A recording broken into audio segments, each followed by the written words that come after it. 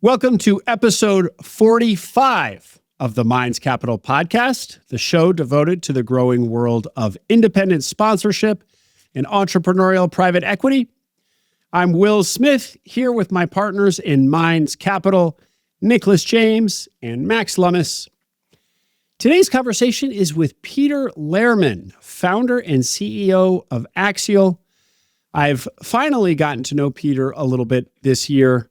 We had the pre-call. He was at the Investor Day, as we mentioned in the interview.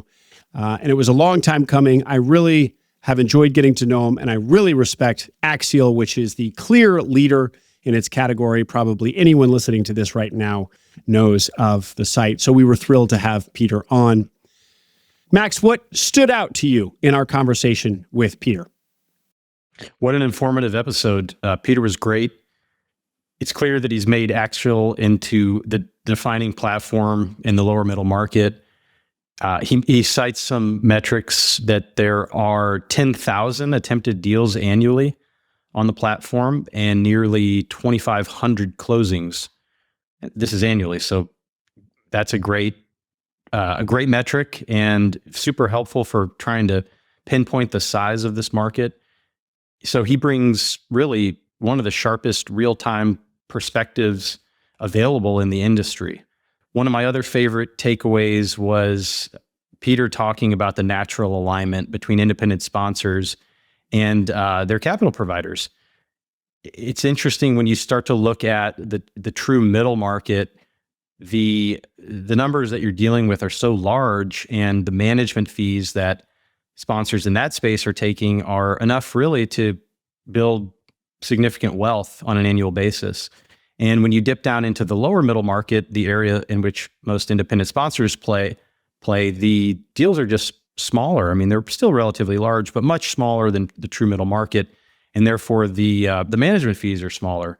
So the alignment occurs because in order for the sponsor to really have a significant win, the deal needs to perform or outperform. And so that just forces a natural alignment between sponsors and capital providers. And really, that's what you want as an investor. You want to be investing in somebody in a space where the person or group that you're backing is incentivized to win. Because if they win, then you win. Yeah, to add to that, at Minds Capital, this is one of the most comforting elements as an investor because we know there is an incentive for the sponsors to get out of their deals and exit. And some reports have suggested that the average hold period is 5.5 years. And why is that? Why wouldn't they just want to hold forever? After all, they get $200,000-300,000 in an annual management fee. Well, the reality is that management fee pays the mortgage, pays the bills, but it's not really moving the needle in terms of their lifestyle. And so if their deal is doing really well, they're going to be sitting on a 7-digit or maybe even 8-digit carry pool, which at some point just gets too tempting, especially when you need to recap the debt or satisfy investor pressures after 5 or 6 years. So it does create the alignment, which I think is different from how a normal fund dynamics potentially could be. Another point that I wanted to bring up is Peter and the independent sponsor report that Axial presents entry valuations. And he says that the entry valuations remain very sticky. He says that the vast majority of deals happen below 7x or even below 6x. And again, this resonates with the data that we have internally. There is quite a bit of discipline on valuation. And I think there are 2 or 3 factors that play into this as an independent sponsor. First and foremost, it's the factor we just talked about. A real win can only be generated from carry. And in order to get good carry, your equity raise has to be small enough where you can actually make some serious capital gains. If you raise 3 or 4 turns of equity on the EBITDA, it's just harder to grow it to triple or quadruple that. Versus if you can buy a deal at 4x, lever it up 2.5x, maybe some seller note, you're just raising 1 turn of equity. And that's just by default a lot easier to multiply and hence generate carry. The other factor in disciplined valuations is the fact that you have to underwrite and finance every single deal on a standalone basis. So we chat about that as well, where if the deal is too expensive, you won't be able to present a base case projection that looks realistic enough for investors to sign up to that. So in order to be able to raise the capital, you need to have a low enough entry valuation. And we see this every now and then, a deal that comes through and it's valued at 9x. And I tell myself, I don't even have to reject this deal. It's going to die on its own. And it always does, because deals that are overpriced just can't occur when you do it on a standalone basis. And then Max, I think you brought up the point that just the capital is limited, right? So that also is a driver. There isn't that much capital sloshing around in this space. And so you can only put it to use in the best cases and in deals that really make sense. It's not like you can throw infinite money into NVIDIA public stock regardless of the valuation. In this space, there is only so much capital going around. So you need to be very smart about where you put it. And I think as well, the bigger capital providers are just not able to deploy enough into this space. And because like you said, it's limited in terms of how much equity can be deployed, they're just not, as your case of NVIDIA, they're not able to just pump up the equity valuation by, outbidding others. And so that just doesn't, you don't see the bigger capital providers throwing money into this asset class. And hopefully it stays that way, because it's a good thing for everyone. It's a good thing for the sponsors, and it's a good thing for the investors, because these are reasonably priced assets that can perform well. And it has remained sticky despite the increased popularity of search and sponsorship. The entry valuations per the report from Axial have remained disciplined and reasonably low, which makes this whole asset class very competitive and compelling compared to other places within finance. I'm reminded of that theme that's come up in a couple of recent episodes, where one of the benefits of this model is that because every deal has to stand on its own and sell itself to the market of capital, there's this sort of baked in crowdsourcing, if you will, of kind of deal scrutiny. So it's hard to get a bad deal signed up, because even if you internally are willing to do it, willing to take that risk, the market will ultimately reject it. And every deal is basically going through the screen of 10 and 20 and 30 capital providers who are going to assess it and say yay or nay. I'll just tease my favorite segment in this interview, which is at the end. Nicholas asks his favorite question about how independent sponsors should differentiate themselves.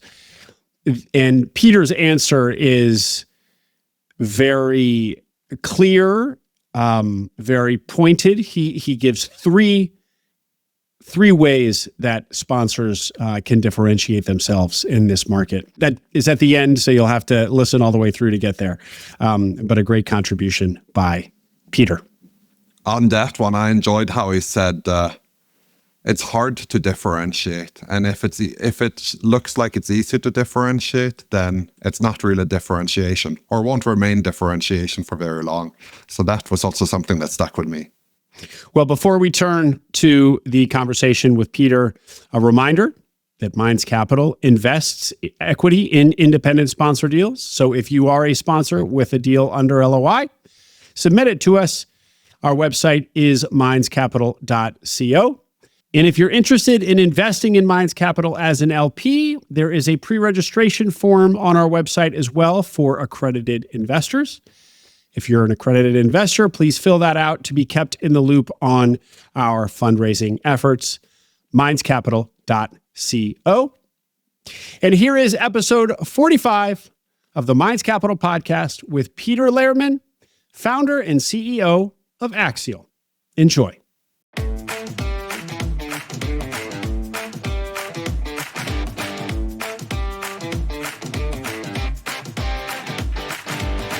Welcome to the Minds Capital podcast, your connection to the growing world of independent sponsors and entrepreneurial private equity. We are your hosts, Will Smith and Nicholas James. Peter Lehrman opted out of a traditional private equity career in order to start Axial in 2009. Today, Axial is the leading deal origination and deal marketing platform in the lower middle market. It also publishes the top 20 independent sponsor ranking and the annual independent sponsor report. Peter presented at Minds Capital's recent Investor Day in Dallas, and he's joining us on the podcast today to share some of those same insights with the broader community. Peter Lehrman, welcome to the Minds Capital podcast. Thank you, Will and Nicholas. Appreciate the opportunity. Peter, I have always been an admirer of two-sided marketplace businesses. They are notoriously hard to build, but if you can do it, the moat is hard to beat. Give us a picture of what you've built, of Axial. What does it look like today in terms of team, whatever you can share, next 5 years, et cetera? Our goal is to be the best origination platform for American lower middle market investment professionals and the owners exiting their businesses in that same market. We have no aspirations to go abroad. We have no aspirations to go up market. We are devoted to the American small business sort of M&A economy and the lower middle market, as the trade tends to refer to it.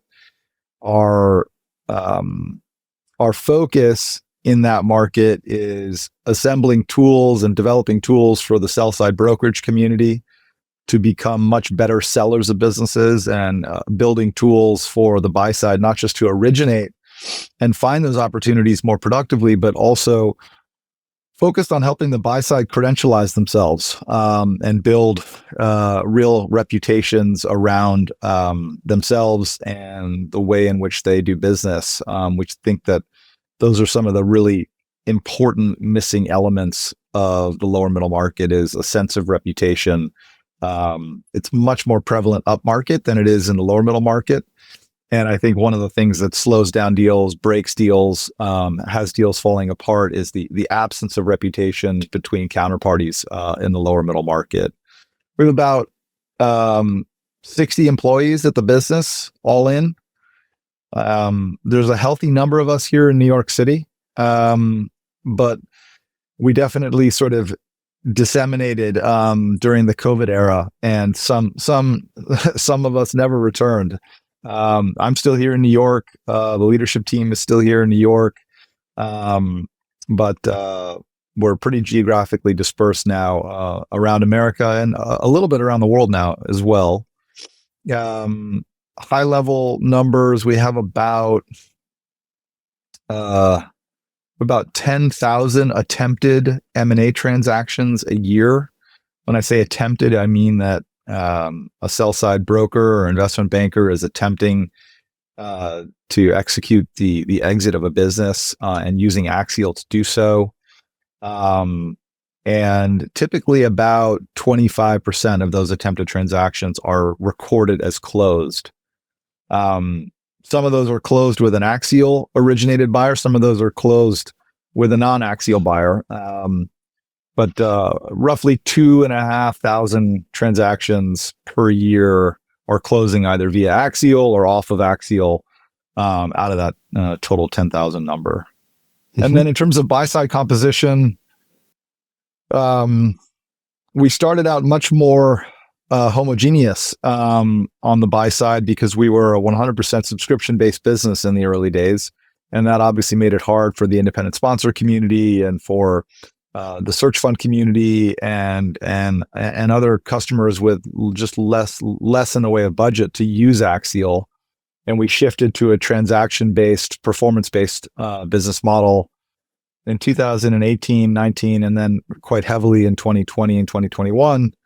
And so the customer base now has become much more diverse. It's not just committed capital, private equity, but it's become a platform that's used by the self-funded search community, the funded search community, independent sponsors who are either emerging managers or committed, long-term to the independent sponsor model. Obviously, there's been a big craze around holding companies, and ETA has grown secularly. So we've been able to support at least parts of those customer markets over the last few years, much better than in the first 10, 11 years of the business's life, just by switching to a business model that aligns us with our customers' outcome. I'll pause there. Yeah. That was great, Peter. Thank you. And does what Axial is today reflect what was in your mind's eye in 2009? Obviously, all sorts of details, the exact model and so on is refined over time, but basically what it does and where it sits in the market, it's a leader in its category.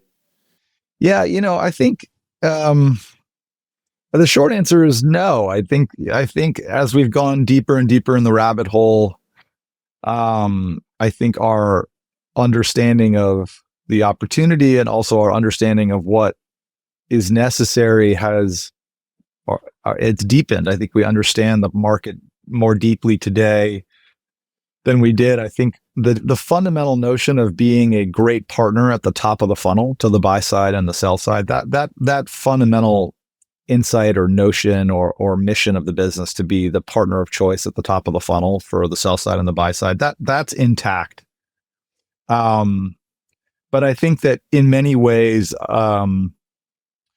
we underestimated the opportunity to be valuable to the sell side in the early days.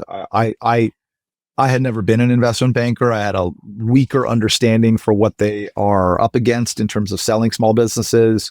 I didn't have experience like that. I had a buy-side oriented experience before Axial.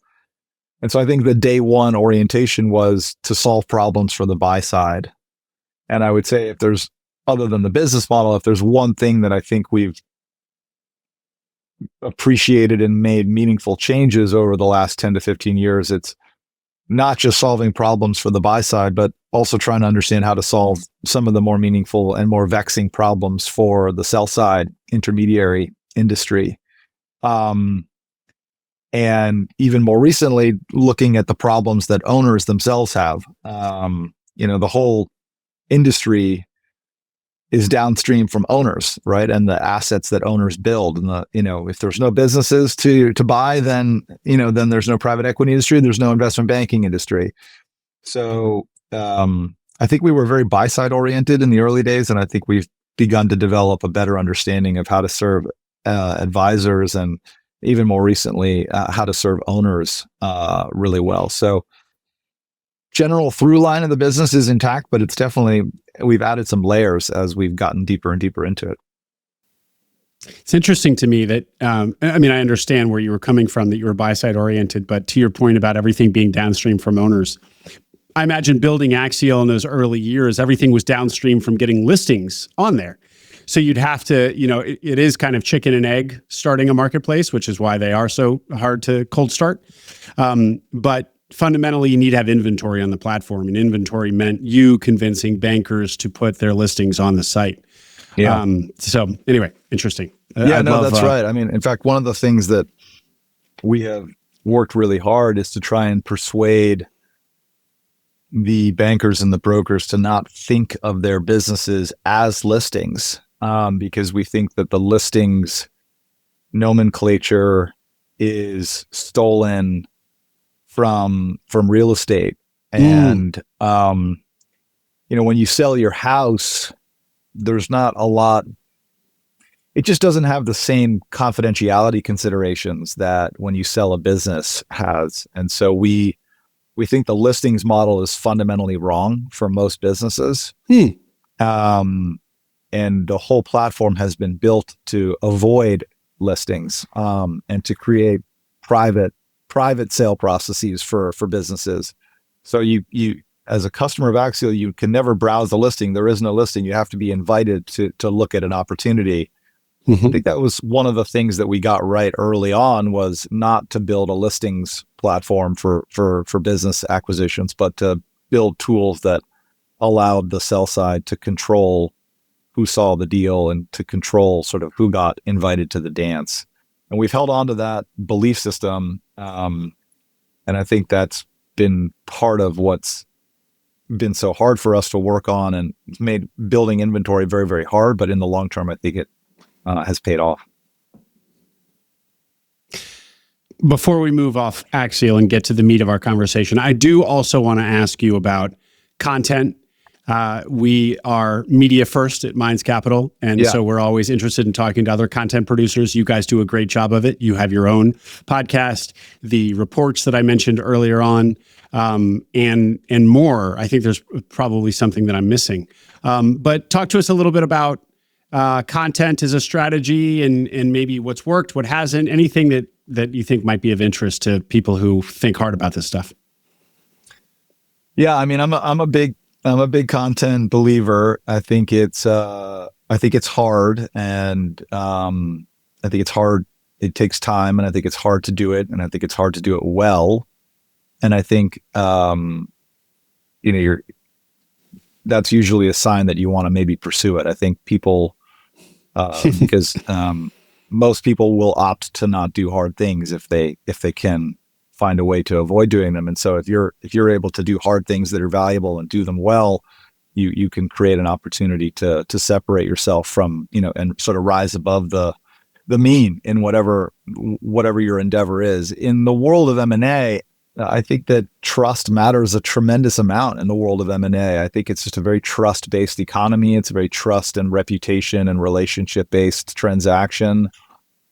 And so I think if you're committed to building high quality content, I think it doesn't just maybe generate leads for you, but I think it also creates an opportunity for you to build genuine authority around who you are and your company and what you stand for. And it makes it easy for the market to size you up and get a sense for whether you're real and serious and in it for the very long term, because content doesn't work overnight. It's not like paid spend. It kind of works over a long period of time. And so, yeah, we love content. I was an English major in college, so I'm probably inappropriately predisposed to it. To talking. Yeah. But I think it's, if you look at some of the best private equity brands, I think they've ultimately decided to invest in content, whether it's, a permanent equity that's producing some of the best, conferences in the, in the category, as well as, produces some great content.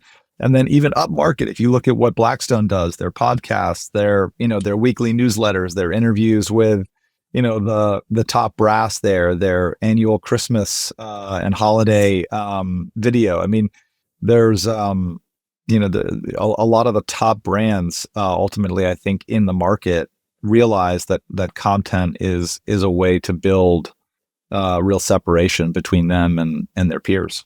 It really works.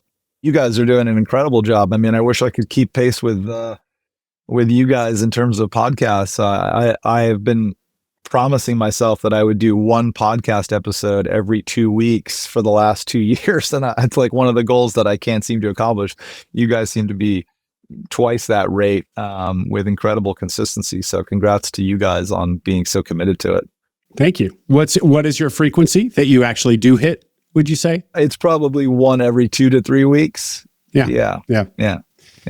Well, it's funny about content because it is, on the one hand, incredibly low barriers to entry. I mean, you can flip a switch practically and publish a podcast that reaches, that's published across Spotify, Apple, all the platforms. Very, very easy, very low barriers to actually put something out into the world. So from that perspective, it would seem that there's always just tons of competition, and it's really hard to, and as consumers of content, we all see this. We are inundated with content because it's so easy to produce.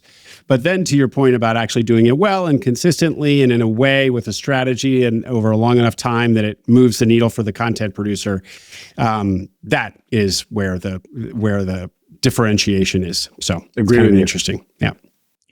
Will was the one who taught me that the commitment to cadence is the single most important thing you do within content production. Yeah. And it doesn't really matter if it's a quarterly newsletter or if it's a daily publishing of a newspaper, or if it's 10 photos a day for an influencer. Whatever that commitment is really becomes a priority, and then you have an agenda and a schedule and something you need to live up to.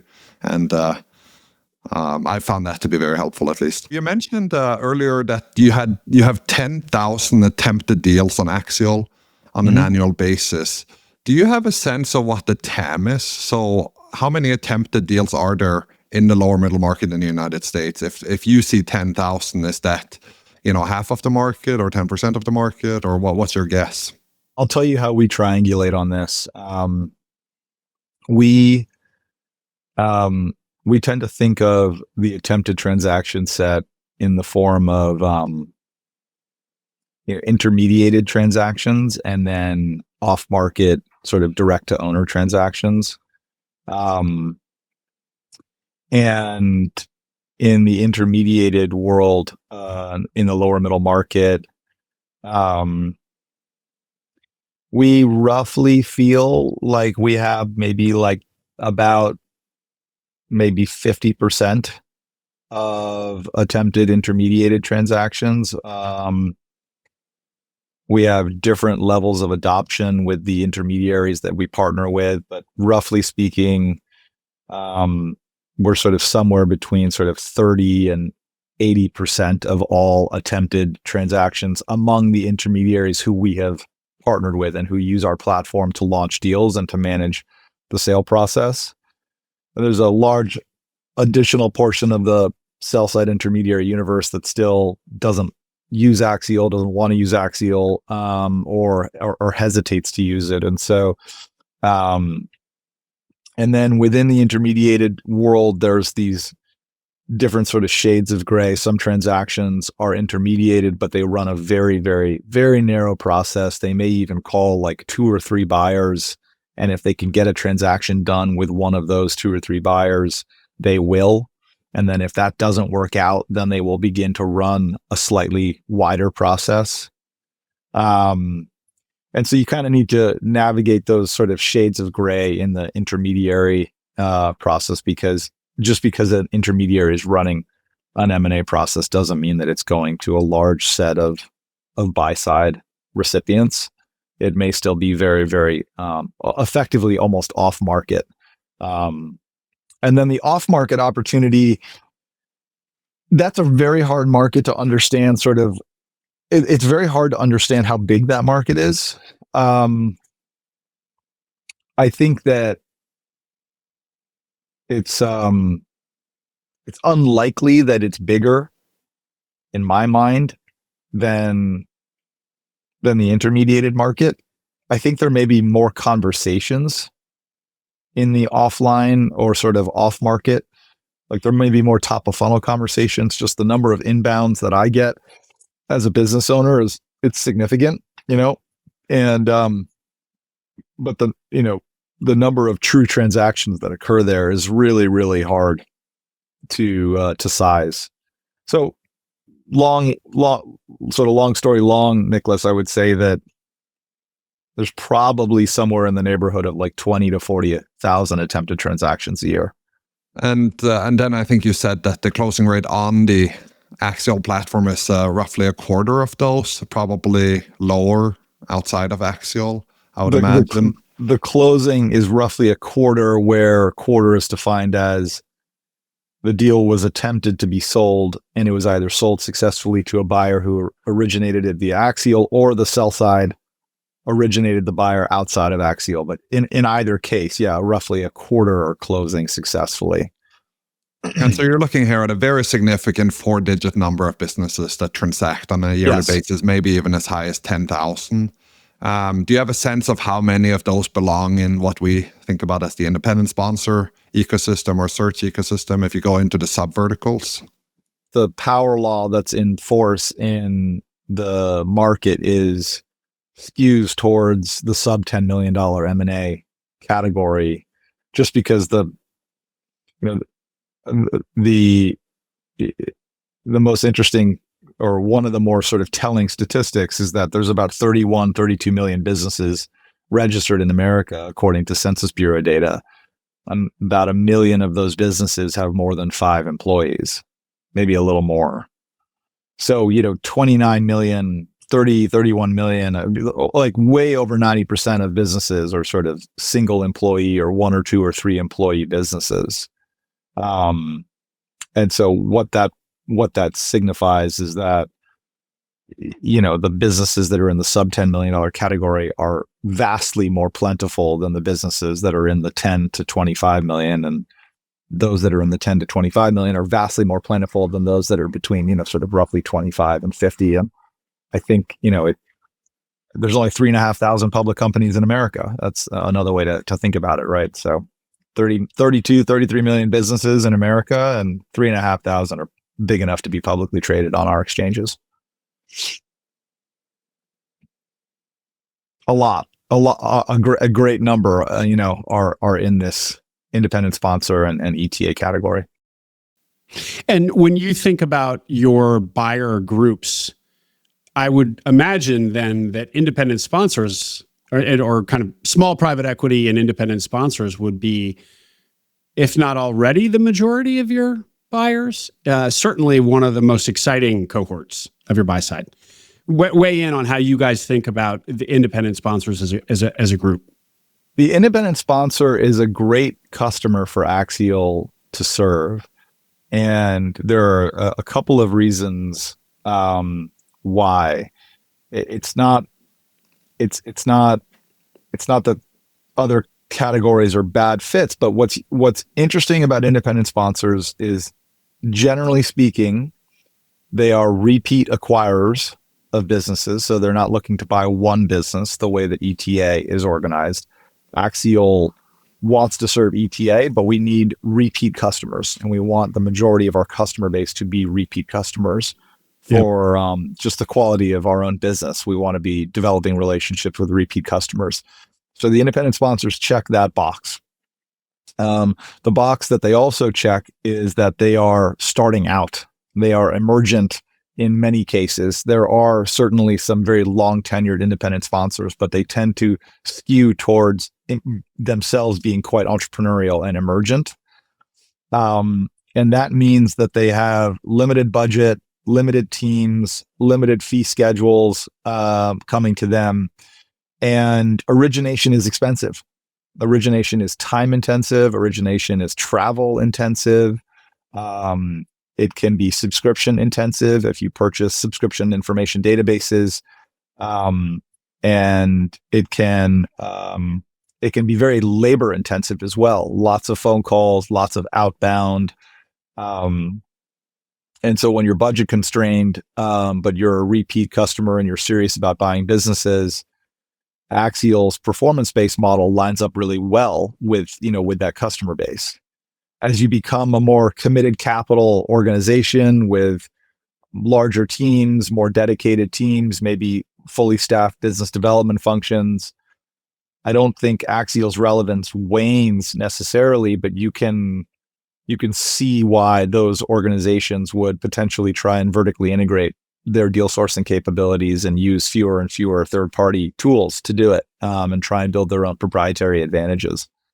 So anyway, that's why the independent sponsor category has sort of presented itself as such a good category for us, as the repeat buyers with limited budgets, and the top of the funnel is strategic, and they need a lot of help there.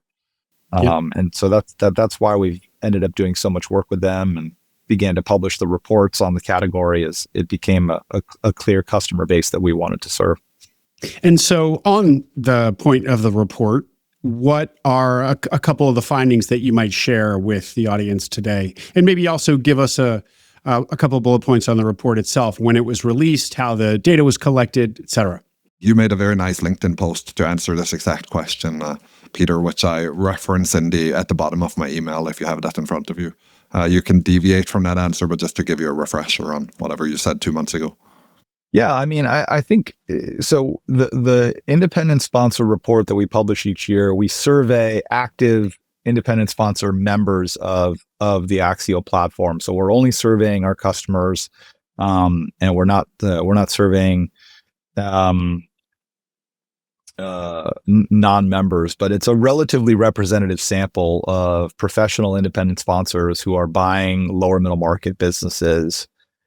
And then we try and rank the independent sponsors as well as part of a sort of separate report, and we can get into that as well. But the report is really focused on what are they paying typically for businesses? What's the range as a multiple of EBITDA? What are the industries that are most interesting to them? what is their framework for raising capital on their transactions? Where do they tend to go to raise capital? And sometimes the findings are sort of predictable and anticipatable, and then other times you bump into data that is maybe a little bit counterintuitive, and that's sometimes where it gets really interesting, actually. For examples? Well, I think one of the more interesting examples is just the what seems to be pretty significant pricing discipline below 7 times EBITDA. There were very, very few respondents who were indicating that they were pursuing businesses in excess of that multiple. So I would have thought that there would have been a broader distribution or a broader range than that, but it really does tail off at 7 times EBITDA.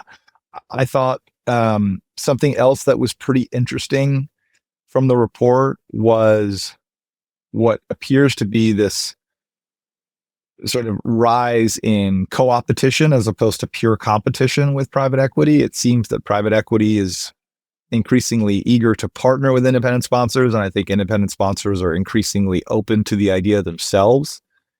And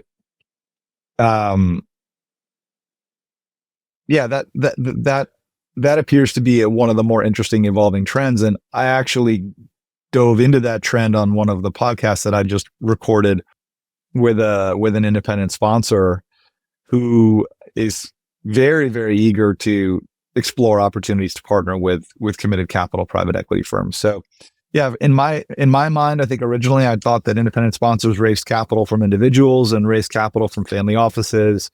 And they needed to sort of outmaneuver private equity in the context of getting a deal done.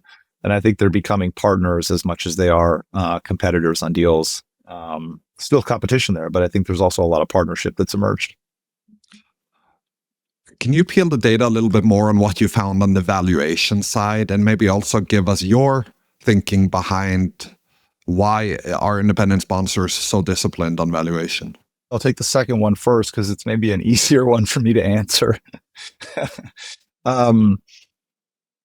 Independent sponsors are overwhelmingly, at least on Axial, buying businesses that are worth somewhere between $10 and $50 million.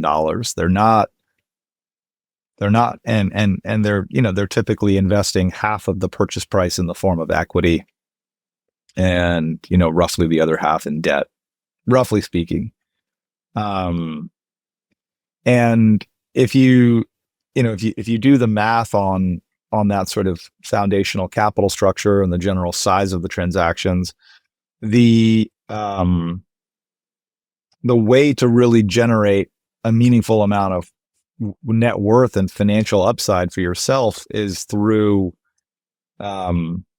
it's not through doing lots and lots of deals, and it's because your check size is relatively modest, and the business's size is relatively modest, and so it's really, really important that you're buying businesses at reasonable entry multiples, because part of the story is going to be organized probably around growing that business substantially and then achieving some form of expansion of multiple in order to really create a spectacular outcome or a very good outcome. And so, yeah, it's a part of the market that's very focused on returns and percentage returns in terms of multiple of invested capital and IRR, as opposed to having the ability to deploy a lot of capital and make a lot of money through the sheer volume of assets and the sheer volume of capital that's being deployed. And so it just doesn't, it gets very risky for them to buy a business for 8 or 9 or 10 times EBITDA. It's a very, very, very big bet for them to pay that much. And then I have to believe also there is something around the dynamics with they have to raise on a deal by deal basis, right? So they can't go overboard because they have a committed pool of capital just because they really, really like a deal. They have to be able to underwrite it and show 30% IRR net to investors. And that can only happen if the entry point is reasonably disciplined. Exactly. I think that if you're going to pick up the phone and call a family office that has the ability to invest in a private equity fund, there must be something interesting and distinct about your offering relative to that offering. And so I think there's a couple of things that I think are attractive for a private equity firm or a family office or some other capital partner to the independent sponsor. One is it's not a blind pool, right? You are investing the capital today. You know exactly how much you're investing. And it's not a blind pool. You can look at the investment yourself. You can evaluate the merits of it. You can say yes or no. Another benefit of it is that you don't have to reserve capital, right? You don't have to make $1 million or $5 million commitment and then reserve that capital in some typically lower yielding security and sort of save it for when you get capital calls. So once you make a capital commitment to a private equity GP, you have to reserve that capital. They're going to call it at some point, and you don't know exactly when, and you don't know exactly how much. With an independent sponsor, they're raising X amount, their minimum check size is Y, and that's it. There's no follow-on expectations, and so you can put the capital to work immediately. You don't have to reserve it. And so that is also a great feature of it. And then the third feature needs to be something about the returns profile. There has to be a returns profile on an independent sponsor deal that is as good or better as what you would underwrite an investment in a fund to. And I think you were the one, Nicholas, telling me that, most of the investments that you all are exploring at Minds, they tend to be solving for a 4x return on capital or higher as best they can, and trying to solve for that in a credible way.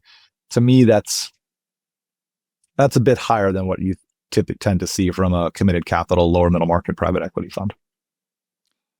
Yeah, from our Fund 1 portfolio, just to throw out some more data here, our average deal was 4 million of EBITDA, roughly 5 times valuation, and projected a 5x MOIC in their base case projections.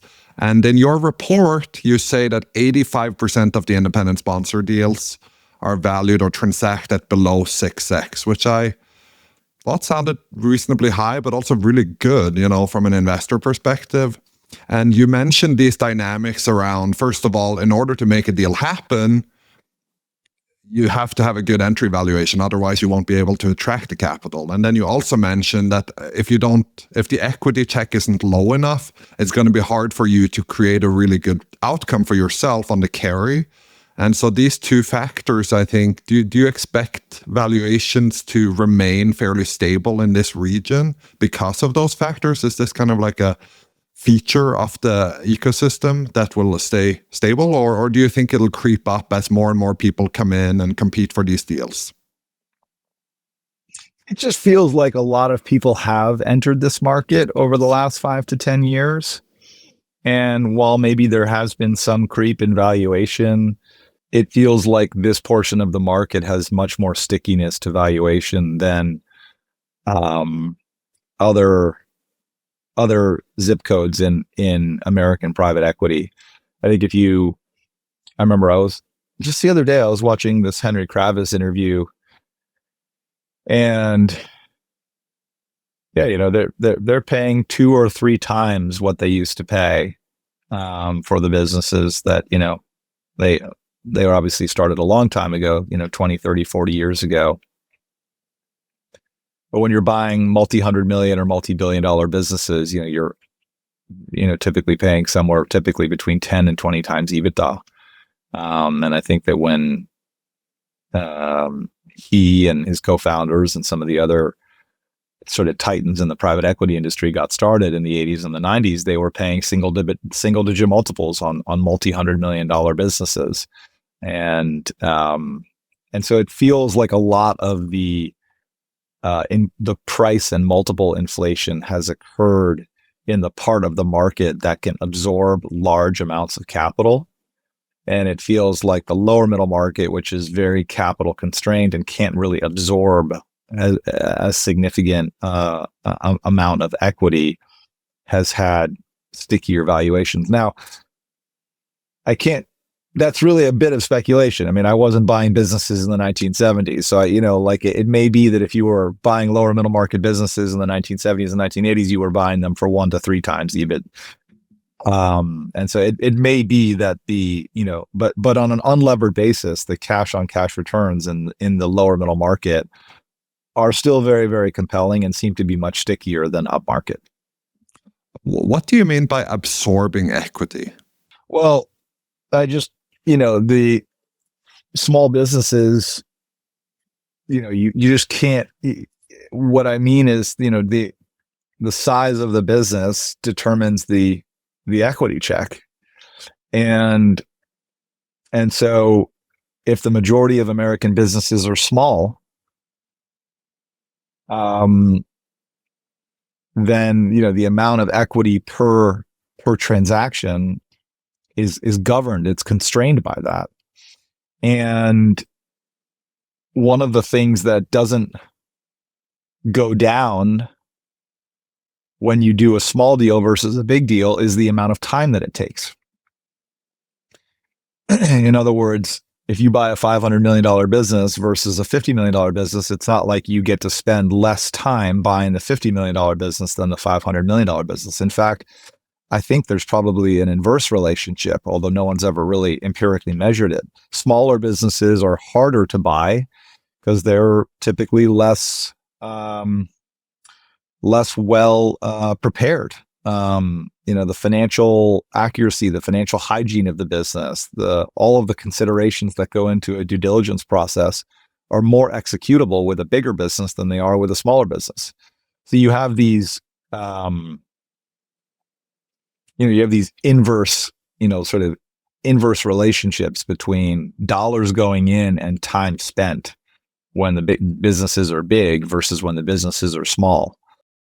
And that keeps, that really limits the amount of capital that can get absorbed in the lower middle market. Whereas up market, I think you benefit from, the opposite set of dynamics.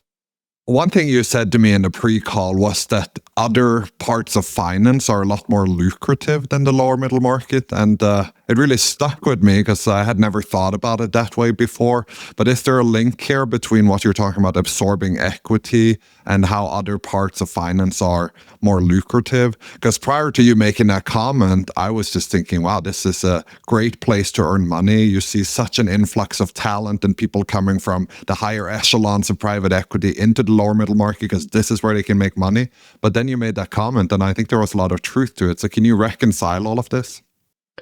What I meant by that is when you are writing very big equity checks and raising very big funds, you as the GPs can accumulate net worth through fund economics and that are really significant and that are very significant regardless of whether you generate a 2x return on the fund's capital versus a 4x return.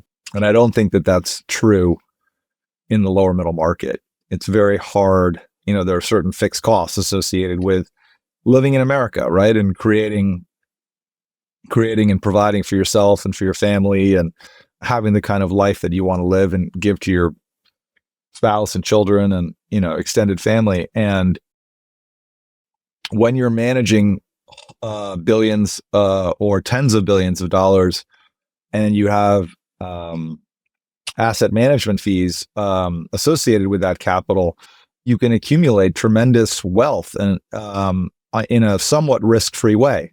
Now, if Blackstone and KKR were losing their investors' money, fund over fund over fund, they would go out of business. So they've definitely been able to demonstrate an ability to generate returns that are adequate for their investors to continue investing with them. And so their business model works. But in the lower middle market, you cannot charge enough, in the form of an asset management fee to really create a great financial outcome for yourself. You are inextricably tied to to the outperformance of the underlying investments that you're making. And I think that alignment comes apart as the assets under management scales. Not entirely, but it does come apart. So you don't think there will be a rush of private jets flying to the McGuire Woods conference anytime soon? No, I don't think so. I think it's very hard. I think that we're going to continue to take Southwest in the lower middle market, and and I think that is, I think that has also made its way into the culture of the lower middle market, and I think it's an incredibly attractive characteristic of the lower middle market. I think it tends to repel people who really are looking for like more of the fat cat lifestyle, because it's just really hard to do it in the lower middle market, maybe impossible. And so I think culturally it attracts a more entrepreneurial type of private equity investment mind. I think it just for me, it's been one of the, that is one of the things that I didn't appreciate when I started Axial, is how much I would prefer working with this part of the market relative to other parts of the private equity and investment banking markets.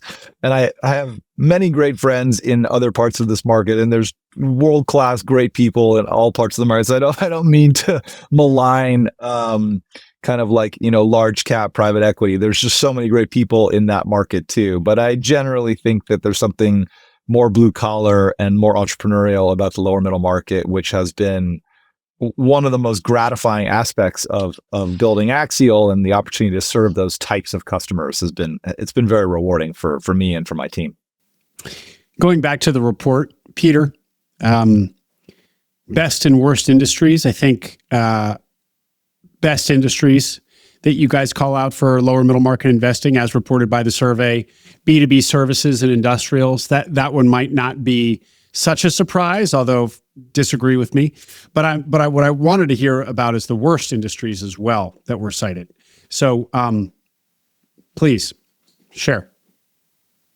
Yeah, I mean, some of the really challenging industries obviously have become, there's been some real challenge in like D2C e-commerce, right? That's been a very, very challenging industry that went through a big rush of activity and is been quite hobbled in the last couple of years. It obviously had this incredible spike through the COVID years. Yeah. And there was a tremendous amount of interest in buying and assembling D2C e-commerce businesses as part of holding companies. I think there were a couple of things that made that category very, very challenged. I think some of it has to do with the cost of customer acquisition and the power that Facebook and the other sort of online platforms have in terms of basically taking all the gross margin away from those businesses and making those businesses basically run at break even. I think there was a big fulfillment by Amazon sort of acquisition craze. It got a lot of venture capital interest in it. Mostly ended up in kind of a bit of a heap on the side of the road. I'm sure there were some standout successes, but I think those have been some of the categories that, have really struggled to create durable returns in the lower middle market and to be a source of meaningful interest. Whereas, if you look at B2B services and B2B industrial services, that market seems to be very significant, very fragmented. There are many, many niches in that market that seem to be protected. And you don't need to have some of the brand power that seems to be sort of fundamental to sort of being successful in consumer and consumer products.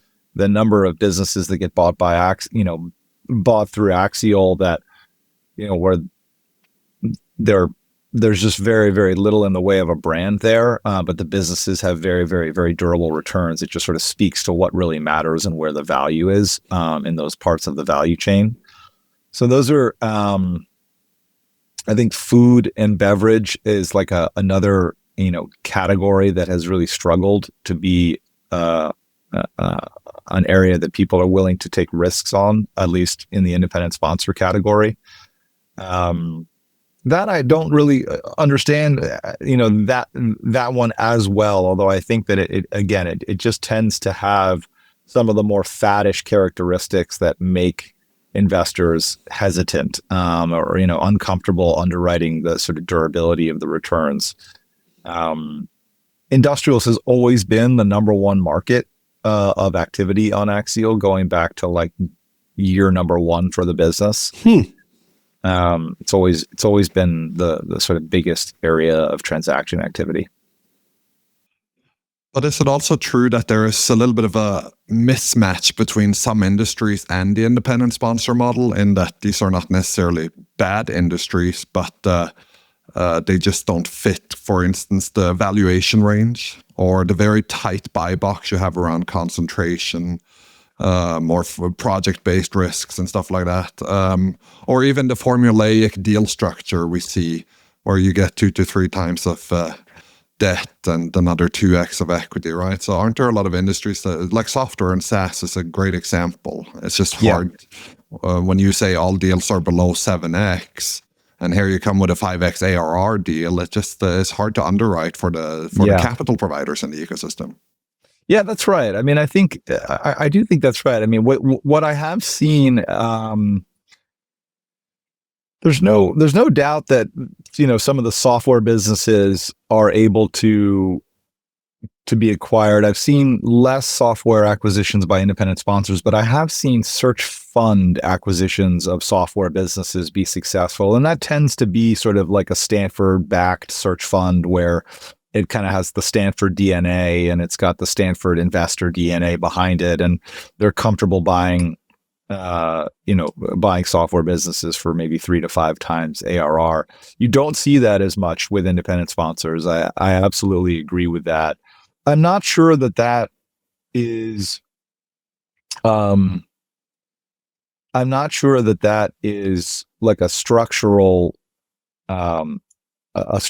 issue, though. Like my sense is that a lot of people that are investing and building independent sponsor businesses are coming from more traditional corporate finance and private equity backgrounds and have maybe less of a software background, software operator, software investor background.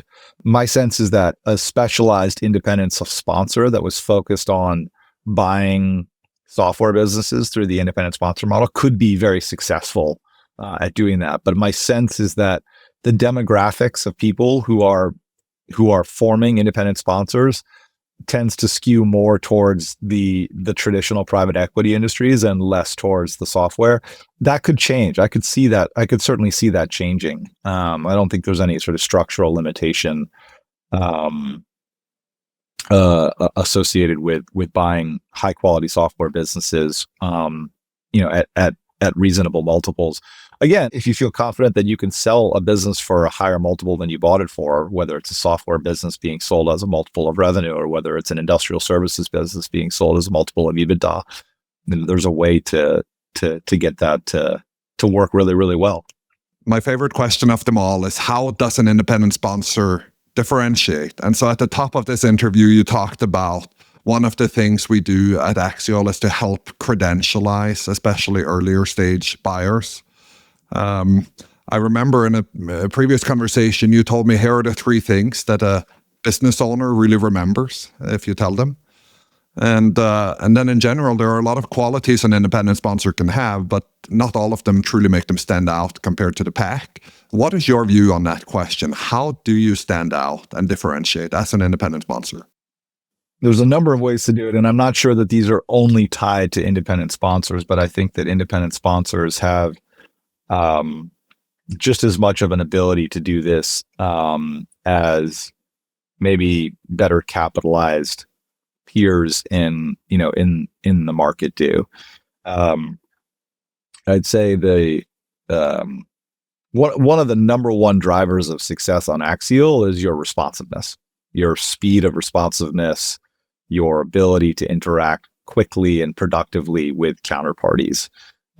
Speed is just like a major advantage in deal making. And there's obviously a difference between speed and haste or rushing and being fast, but speed is a major advantage. And I think that independent sponsors are smaller organizations typically than their sort of more well-funded, more institutional peers. And I think that the authority and the decision making is more concentrated.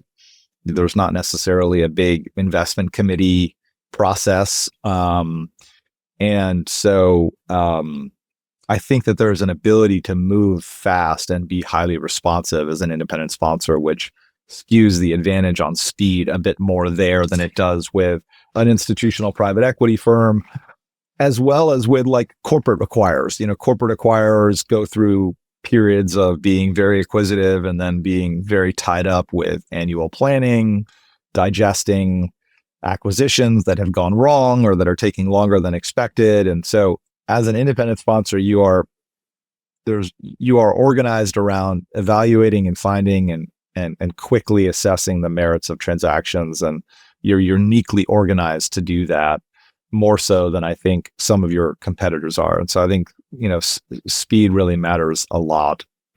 I do think that in this world, everyone wants to know whether or not you have closed a transaction in the past or not, right? You know, do you have a history of closing transactions? And so the independent sponsors who have closed one transaction or more are kind of over the hump relative to those who have not. If you were to poll investment bankers who are assessing a independent sponsor relative to a sort of quote unquote better capitalized alternative, I think that the better capitalized alternative loses its advantage if the independent sponsor has done at least one transaction. So I think an unproven independent sponsor is one that hasn't yet closed a transaction, but I think once they have gotten across the line and have done a transaction, I think the great majority of intermediaries that are selling businesses are comfortable entertaining them as as credible capital partners. And so being very, very, very visible about that transaction, very clear about that transaction, making the owner of that business or the capital partners in that business available to reference you. Those are like very, very important and and straightforward opportunities for independent sponsors, I think, to take seriously.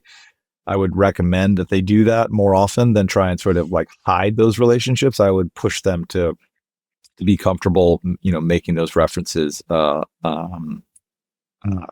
available. And then I think, the more that you can develop a clear area of focus as an independent sponsor, particularly as the earlier you are in your independent sponsor journey, I think that really matters. I think we have some customers that are independent sponsors and they've done many, many, many, many transactions over 10, 15, 20 years, and they continue to do them through the independent sponsor category. I think they've earned the right to be more generalists. I think when you have less of a history, less of a record of transactions, it really behooves you to begin to develop a specific point of view on a specific industry or a specific market, a specific geography. It will narrow your search and it will make you more memorable to the sell side community. So specialization, proof of work, and speed are some of the things that I think play to the distinct advantage of an independent sponsor, even more so than others. That was great. Peter, we will let you go. Thank you for coming on the podcast. Thank you for joining us in Dallas. You are a wealth of knowledge for this ecosystem. And as I said at the top, we're admirers of what you've built, of Axial, where it sits in the ecosystem, and the brand, the brand behind it.